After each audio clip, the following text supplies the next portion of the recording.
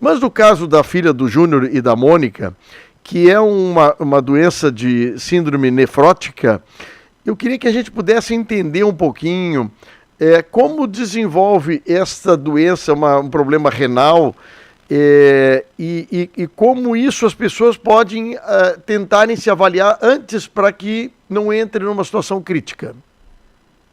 Perfeito, Fábio. Então, assim, eu queria aproveitar esse gancho para falar sobre um assunto que é muito importante, e é o seguinte: 1 em cada 10 pessoas padece algum problema nos rins e não sabe disso. Isso no mundo todo, tá? Então, é fundamental que todos nós realizemos, pelo menos em algum momento das nossas vidas, um exame de urina e um exame do sangue chamado creatinina. Com esses 2 exames, a gente consegue, pelo menos, excluir que está acontecendo um problema sério nos rins. Sim.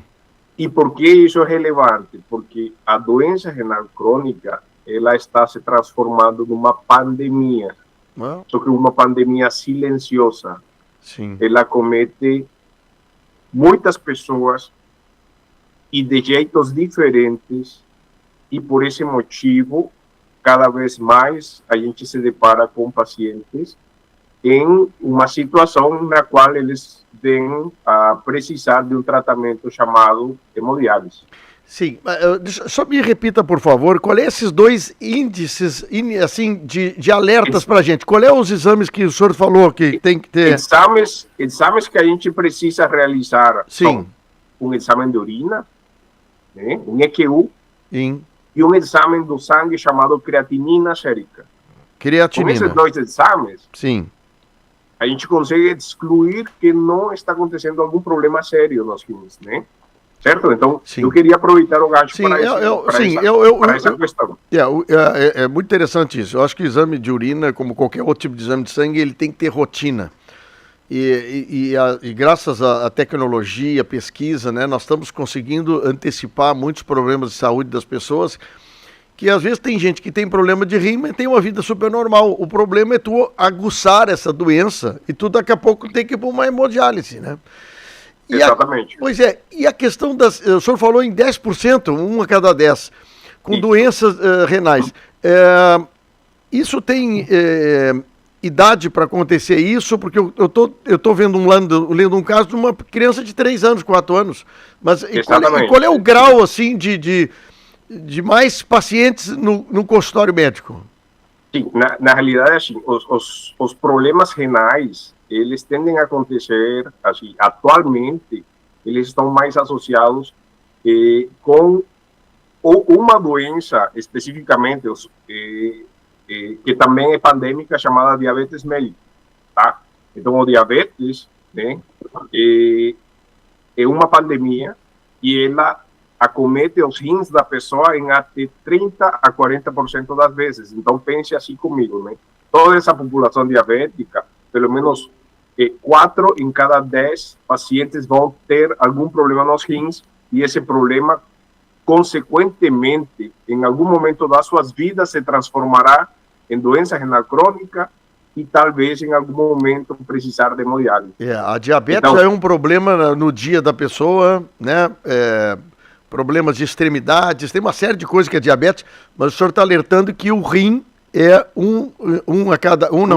4 a cada 10 que tem diabetes terá problema de rim. Exatamente, mais ou menos isso, né? Eu estou falando sobre proporções que acontecem na rotina nossa, né? Certo? Por esse motivo, assim, então, isso também é fundamental. Existem vários tipos de diabetes. Aquela chamada do tipo 2, que é a mais frequente, que é 90% das pessoas que padecem, o ideal seria que depois de diagnosticada, né, assim, a pessoa realize esses exames que eu estou falando, né? Uma creatinina do sangue, e aí a gente refina um pouquinho mais o exame. A gente solicita um exame chamado microalbuminúria, né? Já a pessoa, né, com diabetes, que a gente chama de diabetes tipo 1, essa pessoa, pelo menos, passados 5 anos, ela precisa realizar esses exames, mas de preferência fazer já quando diagnostica, né? Entrando, então, agora, sim, no assunto pelo qual eu fui chamado, e fiquei muito feliz por isso, né? Sim. Falar sobre esse aspecto da área nefrológica chamado síndrome nefrótica. Na realidade, a síndrome nefrótica ela não é uma doença, né? Ela é a manifestação de uma doença, certo? E ela se manifesta como? Depende muito da faixa etária, depende muito de alguns outros aspectos que estão acontecendo dentro do organismo da pessoa, né? Sim. Então, em crianças especificamente, muitas vezes um inchaço nos olhos, tá? Isso pode representar uma síndrome nefrótica, né? Principalmente quando acordam, tá? Inchaço nos olhos. Exatamente, um inchaço nos olhos. Eles começam a ficar com os olhos inchados, principalmente quando acordam, mas pode se manifestar também como o famoso cacifo, né, nas pernas, inchaço nas pernas. E eventualmente isso acontece quando depois que a pessoa ficou muito tempo em pé, né, certo? Sim. Mas podem vir a apresentar outras manifestações, como, por exemplo, xixi com muita espuma, tá? Isso chama muito a atenção, sobretudo dos pais, né? Certo? Eles percebem que o xixi ele começa a ficar com muita espuma e terminam consultando algumas vezes por esse motivo, mas habitualmente por causa do edema, do inchaço que acontece em olhos e pernas. É a primeira vez que eu vejo, sabe, eu ouço assim, sobre o xixi com espuma, viu? Mas, é o alerta, o senhor está me dando sinais, assim, que muita gente acordou, foi de sono, não sei o quê. Bom, mas parei um pouquinho, ó. Mas daqui a pouco xixi com espuma não tem nada a ver com dormir, né? É uma questão de uma reação do organismo, né? Sim. Outro aspecto, e aproveito esse meio, então, para falar para as pessoas, né? É o seguinte, normalmente a gente levanta uma vez pela noite para urinar. Sim. Mais do que uma vez levantar pela noite, isso não é normal. Alguma coisa está acontecendo. Então é fundamental que esses sinais que nosso corpo está dando, né, a gente procure então um especialista e tente excluir algum problema, né, certo? Muitas vezes pode ser por hábitos, mas outras vezes isso representa um problema de saúde que diagnosticado a tempo ele pode ser tratado e o desfecho desse problema mudado, né? Sim. Então, iniciando por essa questão, né? A síndrome nefrótica não é uma doença, ela é a manifestação de várias doenças, principalmente inchaço nos olhos, né? Certo? Pernas, xixi com espuma, e outras vezes a pessoa começa a apresentar outros sintomas mais inespecíficos, mas talvez o que os nossos ouvintes eles precisam ter na cabeça é isso, né? Que se em algum momento a criança ou até o adulto apresenta esses sinais, é fundamental procurar um especialista para realizar exames e tentar excluir esse padecimento. Esses exames simples que o senhor falou, né, que os exames de urina e coisa, é um exame que pode ser feito, iniciar ele numa UBS, no consultório, quer dizer, pode iniciar ali, mas esses são alertas iniciais que o doutor José Lascano está nos alertando justamente sobre isso. Esse caso propriamente dito da filha do Júnior, crianças com problema renal, está mais comum, doutor, ou é incomum? Sobre esse padecimento, assim, ele não é tão frequente, mas não é incomum. Assim, se fala que 7 crianças a cada 100.000 padecem esse problema.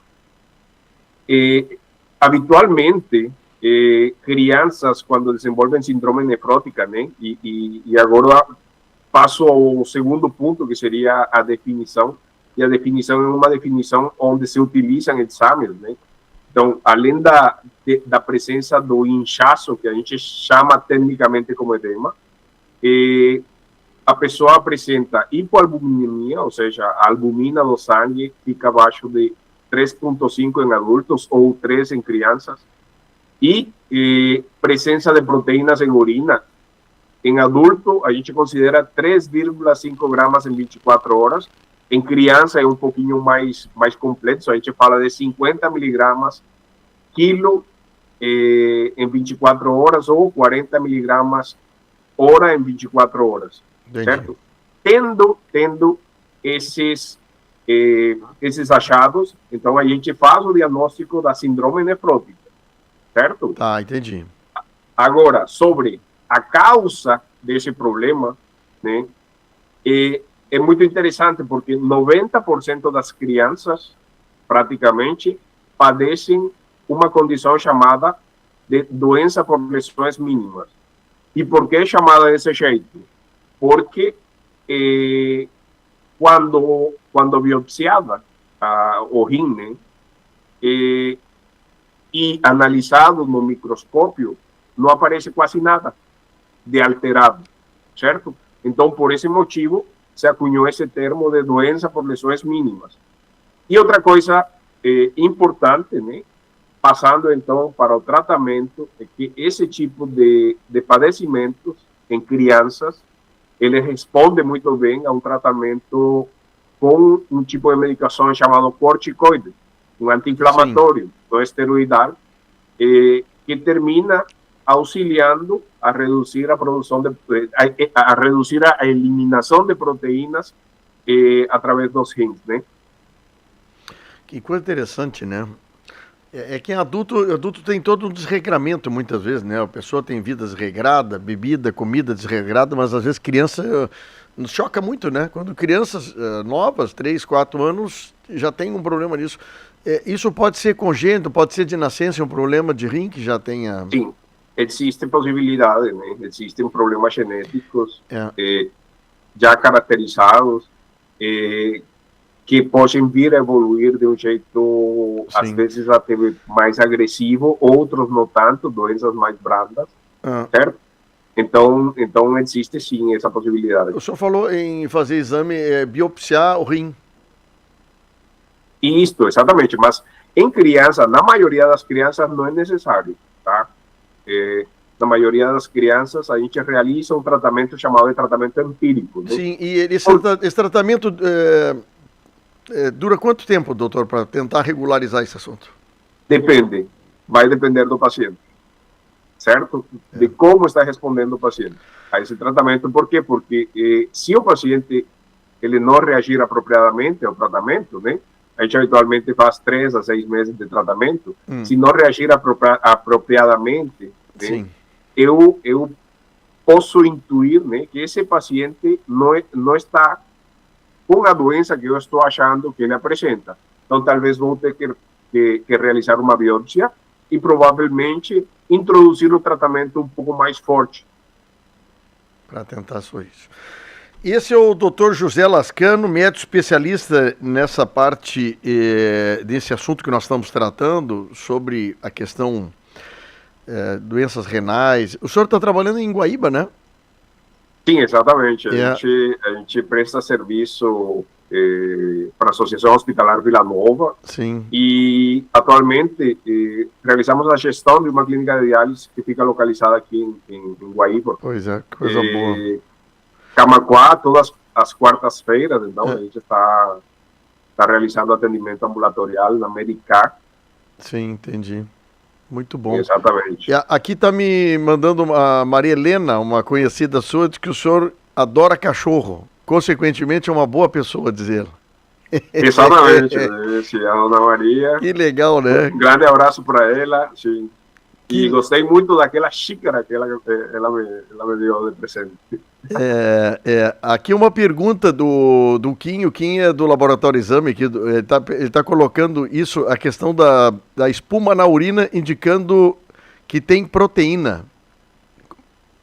Exatamente. É isso, essa conexão de espuma na urina e proteína em excesso? Exatamente, né? Porque a síndrome nefrótica, né, ela causa eliminação exagerada de proteínas pela urina. Muito interessante. muitas vezes se manifesta desse jeito, né? Com presença de espuma na urina. Pois é. Então, por esse motivo, a gente tem que ficar alerta a esse sinal. Que coisa boa. Doutor José Lascano, muito obrigado pelo carinho de atender a gente aqui. O assunto é interessante, alerta para as pessoas, ele fala sobre números e percentuais aí de questões. Agradeço e até uma outra oportunidade. O prazer e privilégio todo meu e fico muito feliz, né, em compartilhar conhecimento sobre esse tipo de assunto que é tão importante e, novamente, né, aproveito o gancho para falar que é fundamental a saúde renal, que é fundamental realizar exames, que um exame de urina é barato, que uma creatinina no sangue é muito barata e que não custa fazer, né? A prevenção é a arma mais importante que a gente tem no tratamento, certo? E é fundamental isso, né, gente? Obrigado, então. Um bom trabalho para ti. Prazer.